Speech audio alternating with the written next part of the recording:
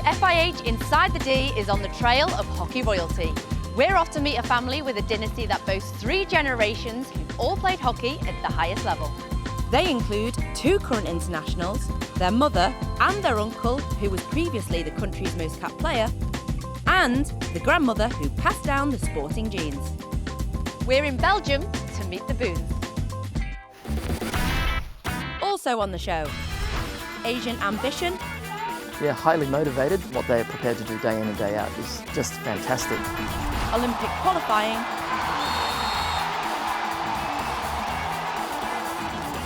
And mastering the Tomahawk. When we follow through, we're not catching our stick on our body, and we've got a nice distance.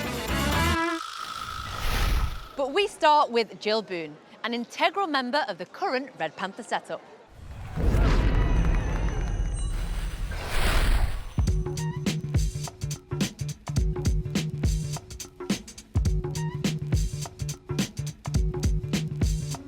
So Jill, we're here at White Star. Yeah, it's really special to come back here. I know everyone that's still working in the kitchen and at the bar. A huge part of my family is still playing here, and I know every hidden corner of the club, so it's really fun. You and Tom must have been so tiny when you first came here. Yeah, and we spent all of our weekends here. We were playing Saturday morning, my mother was playing Saturday afternoon, my uncle was playing Sunday at noon, so we spent every single weekend here, I think. I just think it's so beautiful, like the amount of trees. Yeah, and as a kid you can hide everywhere, so that makes it perfect too. So no, it was really great. It was really great. Great memories here. Your mum used to coach you while you were here? Yeah, she coached me, and she coached me all my youth, basically, and it was really a lot of fun because she obviously knew what she was talking about, and she helped me also get better. I started to play with a team of guys, and there I really had to step up to gain their trust and their friendship, and now I realize how much it brought me to the player I am now. And what's a typical day for you? A week is never the same, so sometimes it's really, really busy, and then sometimes I have a little bit more time to focus. If we are with the national team from Monday to Friday, we train 4 times a week. On top of that, we have club hockey sessions, and then Sunday's game, and then you start again on Monday, and that every week. So it's a lot of work, it's a lot of organization, but it's never the same, so that's what I love.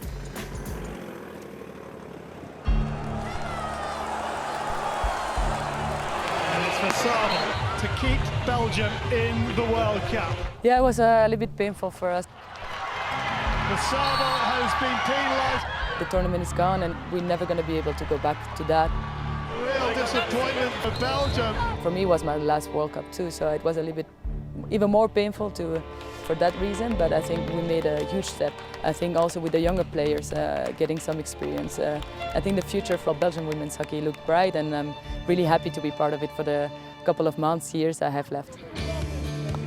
Season starts in 2 weeks, and we have a friendly game tonight, the Change Club for Racing Club of Brussels this year. I'm really excited to be back on the pitch again.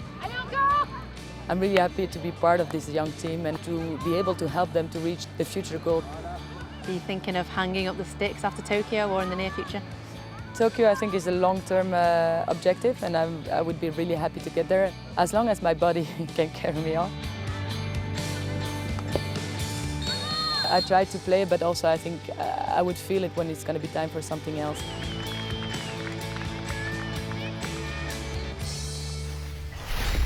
We'll be back with the Boones again shortly, but we're switching continents now to Indonesia, the venue for this year's Asian Games. The prize for the winner, joining host nation Japan at the Tokyo Olympics. Plenty then to think about for 2 nations' recent coaching recruits.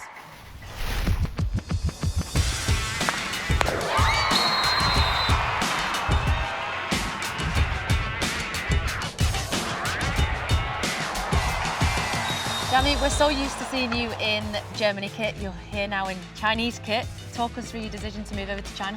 At the end, everybody knows that China approached all the medal coaches from the Olympics in Rio. So in the beginning, I was just smiling on it and so yeah, thank you very much. I was not really interested in it. We made the decision as a group that this is a real challenge, going to a different culture and testing if it's doable to approach them and to develop hockey players and personalities. When someone new pops in and we're looking kind of non-Chinese person, non-Asian, that was kind of a change, but they adapted quickly and we're having a good time.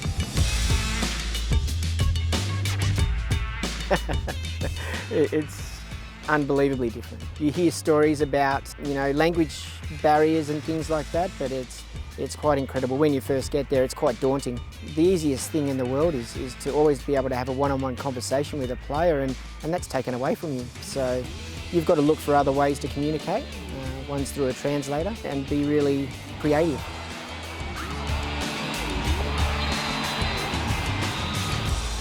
I think the biggest things is the mentally, like we haven't used to have confidence play against like Netherlands or very good team in the world, but now we have confidence to play against any team.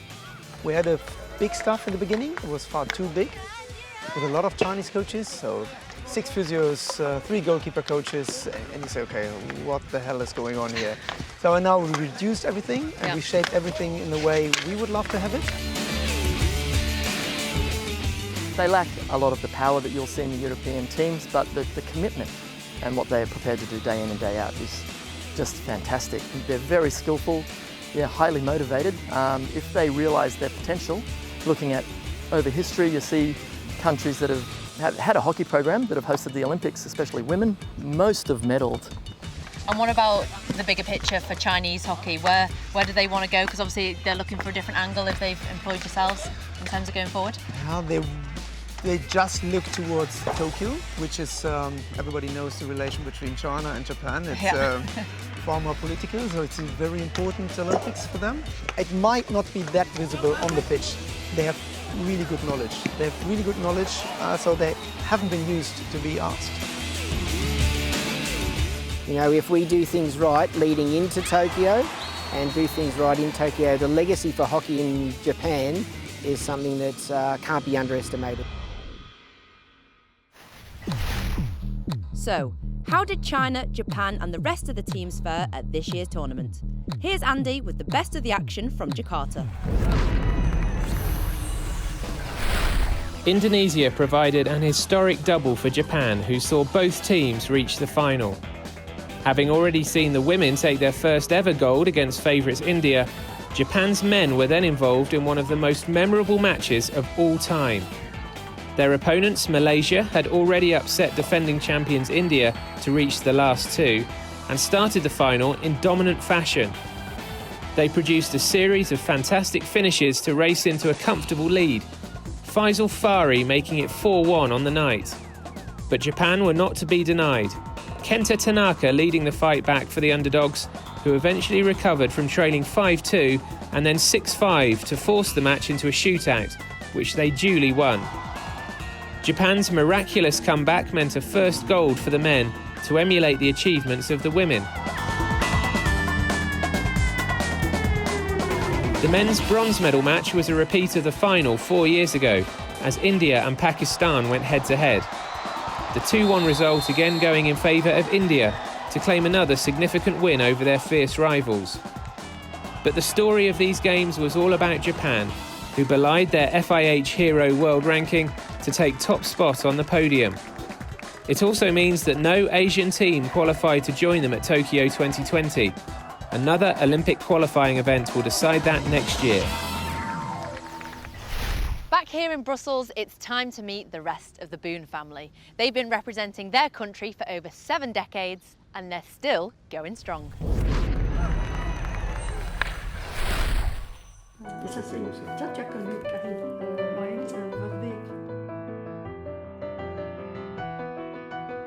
J'ai commencé en 1948 et j'avais 15 ans. Et là, c'est qui? Mon frère et ma sœur jouaient au hockey. Et c'est comme ça que... Toute ma famille a joué au hockey. Mes parents ont joué au hockey, mes 2 frères ont joué au hockey, donc j'ai pas vraiment eu le choix. J'ai joué au hockey. For us, it was normal that our grandparents used to play in the national team, and same as our uncles and our moms.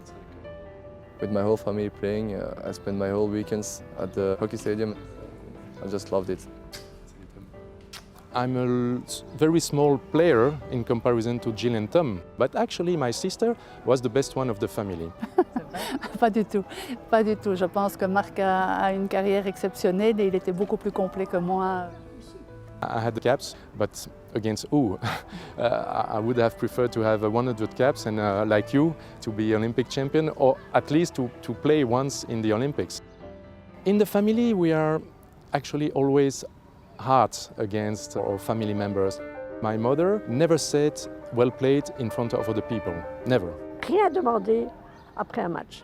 Attendre. Laisser passer. First thing after a game was a little word of what went well, but most of it was how we can do things better. They always told us what didn't went so good. I heard my mom twice say in front of other people that I was having a good game. L'âge de la pierre. J'ai commencé. On arrêtait la balle et on faisait ça avec le pied derrière. When I began in national team in '87, we were playing with 11+2 without a self-pass, so it's a total revolution, not spectacular like hockey is now, so it's a totally different game. À l'époque, la fédération ne faisait pas grand-chose pour nous, donc on s'entraînait même toute seule, sans entraîneur, sans coach. Et puis il y a eu la génération de Jill qui, elles, font des magnifiques résultats maintenant. Their help was like amazing for us. Mais depuis qu'ils sont tout petits, à 6-7 ans, ils m'ont dit un jour je serai dans l'équipe nationale. When I was a kid, I saw my uncle playing a lot for Belgium, and yeah, that's always something I dreamed about. Boone. He is a master. Représenter la Belgique, c'est énorme. C'est vraiment un moment d'émotion intense et d'une grande fierté. J'allais voir le maximum de matchs et couper les articles dans les journaux. For sure, she inspired me, and she's still inspiring me because she's great and she has great values and the values of hockey: respect, tolerance, fair play, team spirit. J'ai eu la chance de voir évoluer mes enfants dans le nouveau sport. C'était des années géniales, super. Et encore maintenant.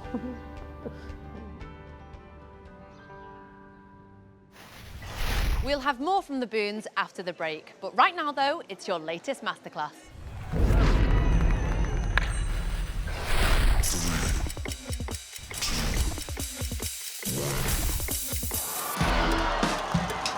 And Brandt scores. And Jake Harvey gets the goal. Hi, I'm Jake. Hey, I'm Tim. We're from the Kookaburras and we're going to teach you how to do a tomahawk.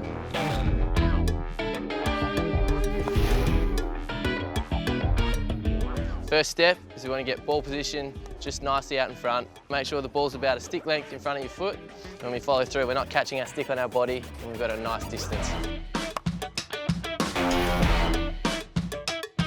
And the second step, really important, is getting low. So you can hit it off either foot.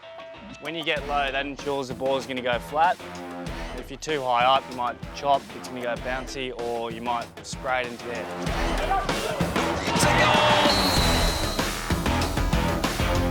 And the third and final step, we're just going to make sure that when we hit the ball, we're going to make sure that we follow through. We don't want to stop and chop down on the turf. We want to hit nice and clean all the way through the ball. And that's how it's done. Still to come. Olympic youth, street skills,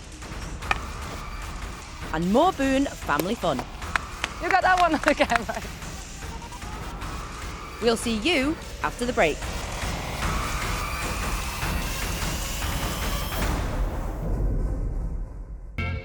We're in Brussels, where this week's FIH Inside the D is being spent with 3 generations of a hockey dynasty. Next up to spend some quality time is the president of the National Hockey Association and an executive member of the Belgium Olympic Committee. It's the uncle of the Boone family, Marc Boone. Tu veux qu'on joue ensemble? Venez, allez chercher votre stick. I stopped playing hockey in 2004. The vice president of the Hockey Federation of that time asked me, why don't you become the president of the Hockey Association? I said, why not? Why not? Voilà, oui. At that time, the ambitions in 2005 was to be in the Olympics and to be in the World Cup with the men, closing the gap with the top 8 of the world. We were 12th, 13th of the world at that moment. And for the women, we were very far away. We were 25th of the world. So it was everything to rebuild on that time. We had 4 different programs. So the first one was closing the gap, then we qualified for the Olympics in Beijing. The second one was keep the flame burning, flame of the Olympics of course, and we qualified for London, one with the men but also with the women. The next program was push to the podium. We reached the podium in Boom, in European Cup, also in Rio of course, with the Olympic Games. The silver medal at the European Cup was a massive exploit. I think no one expected it, including ourselves. A historical medal for Belgian women's hockey and a massive boost that we indeed are on the right track. We always had a pretty talented generation, but not really the support. And yeah, the last 10 years the federation worked really hard to be more professional, and I think you can see it in the results. We're now number 3 in the world with the Olympic silver medal at a really high point. So yeah, you can say in 11 years a lot of things changed. The current one is together at the top. Not only the players, but also the clubs. And everyone has to be together to reach that highest level. The clubs are the crucial part of the development of hockey in Belgium. We have now around 95 different clubs. There were 16,000 players in 2005, and now we are nearly 50,000. The federation did a really good job building from the youth to the top, and they really wanted us to do well and win prizes. It's simply booming. In the last years, the numbers of people playing hockey in Belgium grew massively. So it all points in the direction, if we keep working like this as a total program, that we for sure have the capacity with the women's program as well to go into the top 10 of the world, and then the top 8 and then top 6. Hey, attention, reculez, c'est dangereux. Voilà. We have to welcome all the kids with good infrastructures and with good management to explain them the values of hockey. Hey, doucement, hein? If we reach that, we have succeeded in everything, because the rest will follow. But the first step is to live around hockey and to live thanks to hockey. If Marc's ambition is making Belgium the star team of the future, the same could be said of the young players who will be taking part in another major event very soon. From the 7th to the 14th of October, 12 men's and 12 women's teams will compete in the Youth Olympic Games, taking place this year in Buenos Aires. The event is played as hockey fives, and this is how it works. There are 2 teams of 5 players. The match has 2 10-minute periods with a 2-minute break. There are no penalty corners, and with barriers in place, the ball is constantly in play. There's also the added bonus that goals can be fired in from anywhere on the pitch, so expect plenty of high scores. Australia will defend the boys' titles, China the girls. It should be a fantastic event, and you can keep up to date with all of the action by clicking on FIH.ch. From one group of promising youngsters to another, here's this week's Trick Shot Special.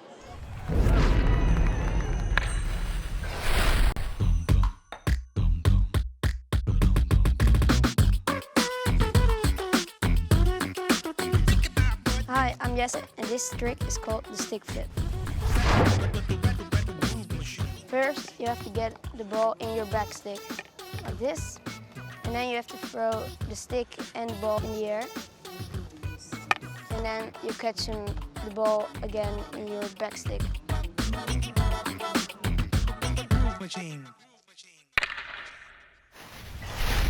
Earlier in the show, we saw how the Asian Games provided the chance to join host Japan at the 2020 Olympics. But there are other teams already on the Tokyo Trail. Here's Andy with the latest from the Hockey Series Open. The Hockey Series Open is a number of qualifying events for some of the world's lower-ranked teams to fight for a place at Tokyo 2020. Among the latest round of competitions, Port Vila in Vanuatu staged a Hockey Fives competition for some of the Oceania nations hoping to make it to Japan. In the men's event, it was the hosts who took top spot after an historic first win against Fiji. Fiji's women, though, made up for that disappointment, claiming victory in their side of the draw, with both they and Vanuatu's men progressing to next year's Hockey Series finals. over in Vilnius, Lithuania, a perfect 4 wins from 4 for Ukraine's women ensured their progression to the finals. There they'll be joined by the Czech Republic and Wales, who also made it through as the next 2 best finishers. In Nizhno, Poland, it was the men who took centre stage, and the hosts who prevailed. Poland winning 4 and drawing 2 of their 6 matches without conceding a goal. A second place finish for Italy also sees them through to one of next year's 3 FIH Series finals events.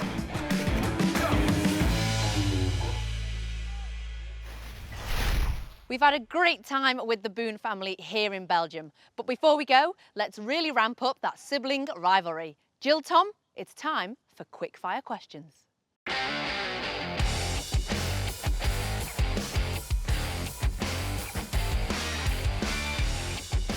Jill, Tom, are you ready? Good, because we want to know exactly what you think of each other. I'm going to ask you a series of questions and you simply have to hit the ball to which sibling it best suits. Okay, first question, we'll start nice and easy. Who is the best chef? Easy Jill, one. you're clearly the best chef. Okay, next one. Who is the best driver? Okay, disagreement there. Oh, I had my driver license when I was 26, 27 only. But then, you know, I got my driver license when I was adult already. And he had a couple of accidents. Who is the most aggressive on the hockey pitch?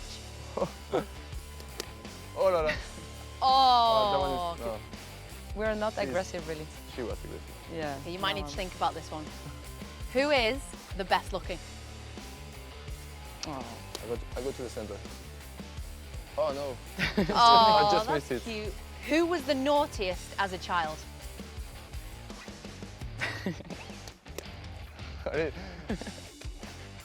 She's playing false. I mean, no. She can't believe that one. Naughtiest. Like the one that did the wrongest thing in the home. Oh yeah, well, no, I think that one maybe. Okay, next one. Who is the best on the dance floor? Come on, Jill, give me some moves. No, it's clearly Tom. It's clearly Tom. Okay, last question. Who is the better hockey player? Oh. God, you mean to I was hit aiming it? to aim it. I don't know what happened. I think he's a more complete hockey player than I am. He has like a really strong weapon on the corner and stuff, so I think that one can go to him. I take the best driver, he takes the best player. Well guys, thank you so much. Now we know exactly what you think of each other. That's Jill and Tom Boone playing quick fire questions. You got that one on the camera, come on. Finish off. While we leave the siblings to squabble over who's right, here's Andy again with a quick check on all things social. Celebrations lead the way on this week's Twitter trawl. Japan's Nagai Hazuki savouring the feeling of being an Asian Games gold medalist along with her teammates. He may not have finished top scorer for his country in Poland during the Hockey Series Open event, but how about this on the counter-attack from Ukraine's Yevhen Kovalenko? And it may be 2 months away, but already excitement is building ahead of this year's Men's Hockey World Cup in Bhubaneswar. Speaking of the World Cup, over on Instagram, the Irish women continue to take pride in breaking into the world's top 10, following their heroic efforts in London a month ago. And rounding up the news, the FIH has confirmed the lineup for this year's Women's Champions Trophy in Changzhou. The automatic qualifiers are hosts China, World Cup and League champions the Netherlands, Olympic champions Great Britain, and defending Champions Trophy holders Argentina. The 2 wildcard places have gone to the newly crowned Asian champions and 2020 Olympic hosts Japan, and the reigning Oceania champions Australia. The tournament kicks off on the 17th of November, and you'll be able to see all of the best of the action on the FIH YouTube channel.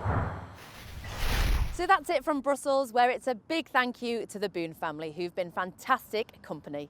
Next time, Inside the D or on the road again. But until then, it's goodbye for now.